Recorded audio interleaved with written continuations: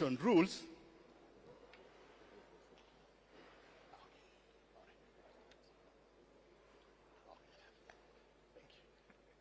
has requested me to make this presentation on his behalf. I introduced myself when I was down. My name is Frederick Orego.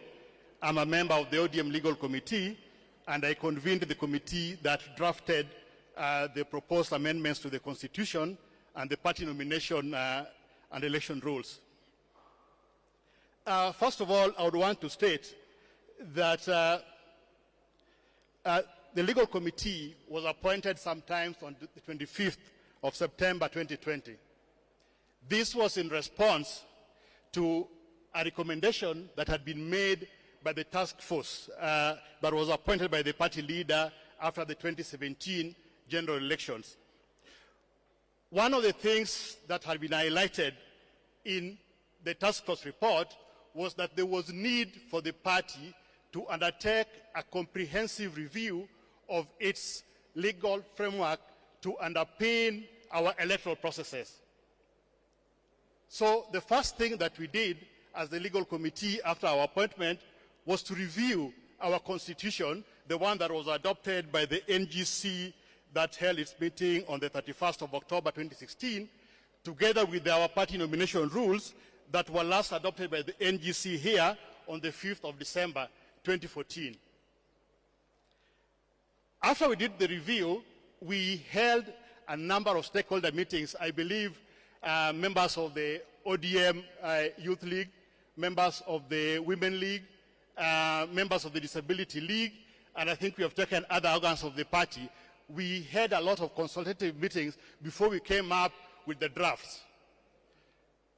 The drafts have since then moved through the process and were formally adopted yesterday by the National Executive Committee. Now, in respect of the Constitution, there were a few changes that we have proposed. The changes that we proposed to the Constitution, first and foremost, we tried to do an overall editorial.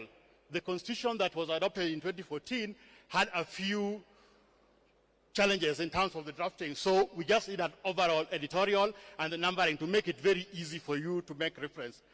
And secondly, we looked at the objectives that have been set out in Article 4 of our Constitution. And we said, as SG says, that we are a party of government, we needed to align our objectives to the national values.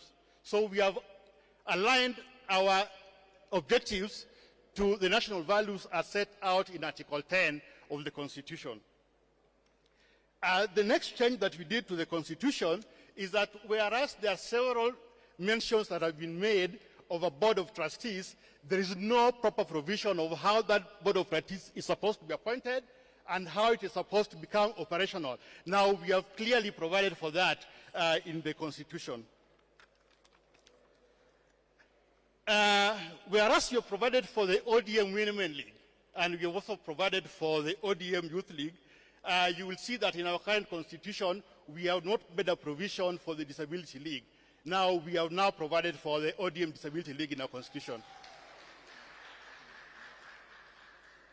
And as SG said, we have now made a provision for our county coordinating committees as an organ of the party under the Constitution, so that our chairpersons will be sitting as members of those organs.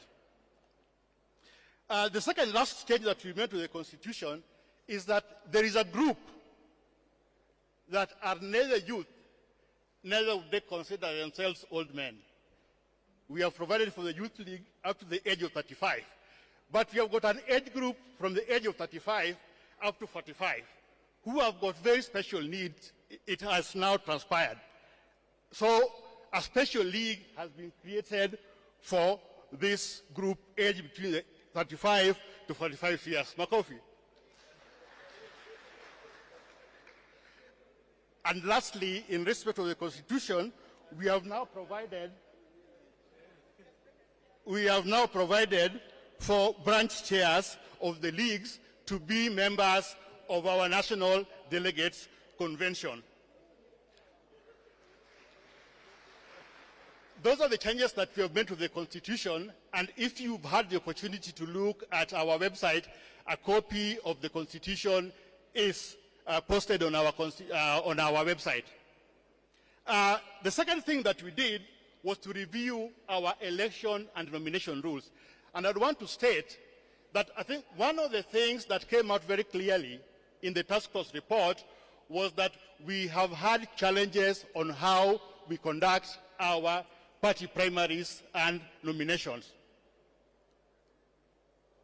We have now provided very clear methods of how we can conduct our party primaries and nominate our candidates for various positions. Now, as you may have heard, we have now proposed 4 different methods. The first method is that a candidate will be identified through the process of consensus. The second method is that the party may offer a direct ticket. The third one is that we may use the delegates system, and the last one is that we can go through the process of universal suffrage. Now, those are the 4 processes, and we want to reiterate that we have made very clear provisions that where we are undertaking these processes will be done solely by people who are registered as members of the party and whose names appear on the party register. In fact, in this regard, when chairman was leading our team in the National Assembly, in the amendments to the Political Parties Amendments Act, and they proposed that only those who are on the register would be allowed to participate in party members. Chairman, you remember this we had already done on our part. The next thing that we did on the rules is that we have now separated the nomination rules from the appeals rules. So we have got a separate rules for nominations, and we have got separate rules for appeals, for appeals that underpin the resolution of disputes arising out of party nominations and arising out of party lists. And number 4, we have come up with a very clear procedure to take care of the party list elections as provided for under Article 90 of the Constitution.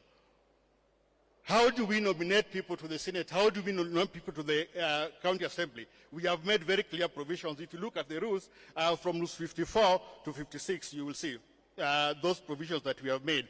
So, in brief, those are the proposals that we have made to the Constitution, to the party primaries and nomination rules, and to the appeals tribunal rules.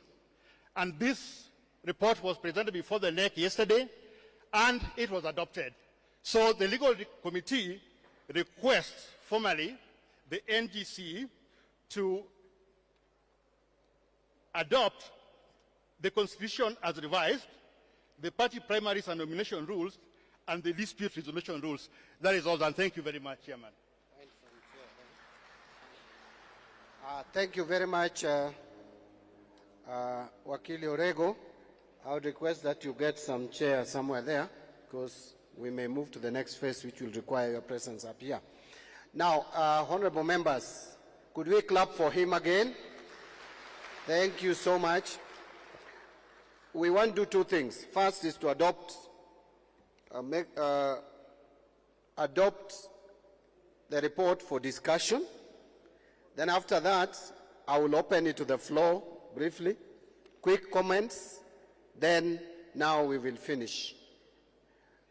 Who is proposing? Senator Wako, I think you want to ask a question. That will be after. So can we have a proposer this side now? Who is ready to propose? TJ Kajwang, this side. I can see some hand. Unfortunately, with the masks, it is hard to know.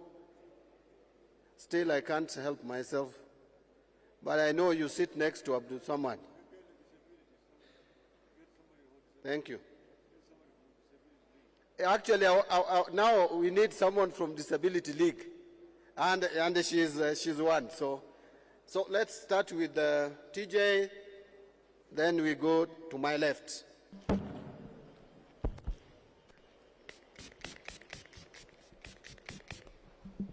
My name is TJ Kajuang, member for Ruaraka constituency and a member of this National Governing Council. I propose that the rules as drafted by the Legal Affairs Committee be adopted and considered. Thank you. The amendments. The amendments to the Constitution, election rules, and nomination, election and nomination rules. Yes, seconder is there. Give it to the lady. Yeah, she's there. I'm Margaret Okech from Siaya County and the Disability Coordinator. I do second. Thank you very much. We are not putting that to vote because we are still discussing. I want to now give a few of us who have concerns to raise, clarifications to seek, and comments. I'll start with the AG Emeritus. Yeah. And then just note what their concerns are, then you respond once. First of all, I want to thank the Legal Committee for an excellent job that they have done. That's my first comment. In fact, I accept all the recommendations, but one, where I think maybe upon further explanations I may be able to accept. I do not think that we should include in our Constitution some age bracket called the age of 35 to 45. I don't think we should include there, because if it was the intention to align with our Constitution, no such age bracket is recognized under our Constitution, in fact under any Constitution that I know of. And if you include 35 to 45, the 45 to 55 will come up to be recognized, the 55 to 65 will come up to be recognized, the 65 to 75 will come up to be recognized, and then I will urge very strongly that we recognize the 75 to 85 where I belong. If we are aligning our Constitution, then we just recognize the youth as per the Constitution, which I believe is up to the age of 36, up to the age of 35.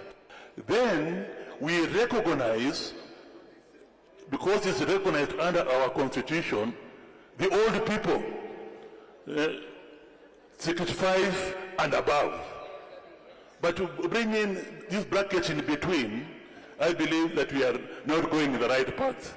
So honestly, I really want it to be explained, but I think that one would respectfully suggest we don't follow it. But all others, I recommend fully.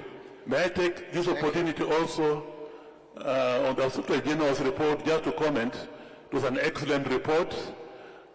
I would urge, since I was in BBI, I would urge that those who are drafting our election manifesto should commit themselves to some of the recommendations contained in the BBI, which were excellent for this country. Thank you.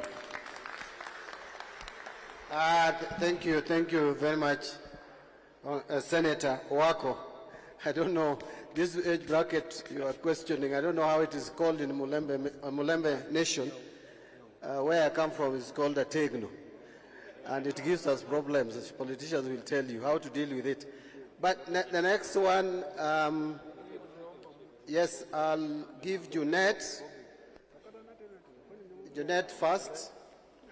Then I will focus at the back, because we don't want to exclude those who are at the back in the discussion. Those with the mic, please. We want people who are fast. Can we have about 3 people? Can we have about 3 of you want to be here? Give it to Jeanette here. And I need more mics so that we can minimize the time wastages. We move a mic around. Chairman, thank you very much for giving me an opportunity Chairman, first I want also to thank the legal committee for the proposals that they have made that are far-reaching. Chairman, the issue of the nomination rules that they have just proposed. Chairman, one of the biggest problems our party has suffered from is nominations. And the country and the media subjects higher, scale on ODM than any other party.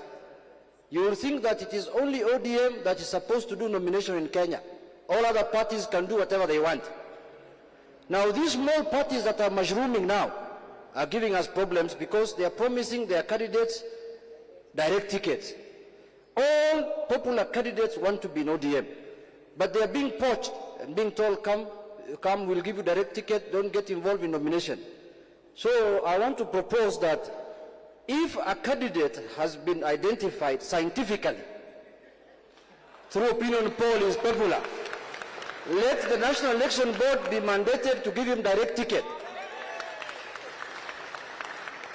Because this issue of 2007, 2013, 2017, it's only ODM that is held accountable on nominations. Jubilee, nobody holds them accountable. For Kenya, nobody holds them accountable. Any other party. So it is my opinion that if you have been identified scientifically, please, like the way I am, let me not say, okay.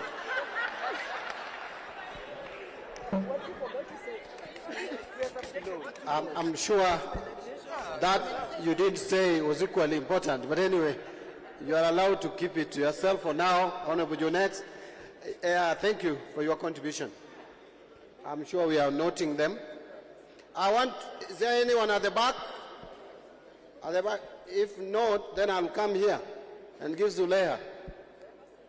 Then I'll come that side. But I don't want it just to be for members of parliament.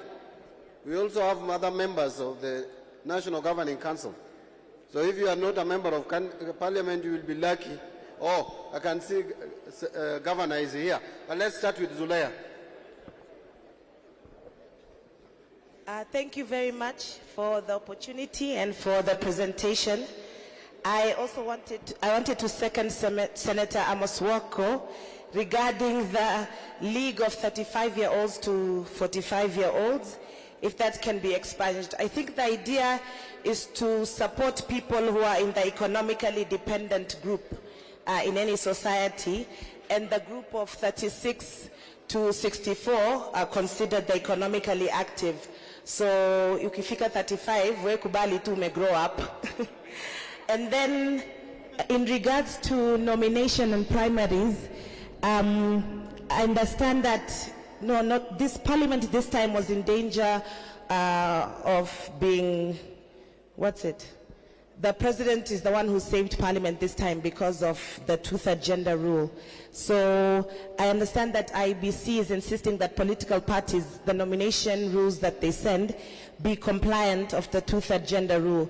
So in addition to Honorable Junette's suggestion, I also wanted to suggest that the party as well, if there's a woman candidate in a place and she's doing well in the polls, that she also be given a direct ticket to ensure that ODM's nomination list is compliant with the two-third gender rule. Thank you.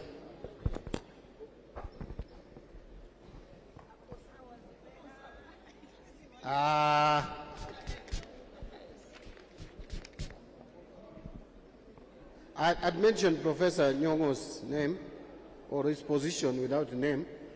Then I'll come to, is it Danita? Yeah.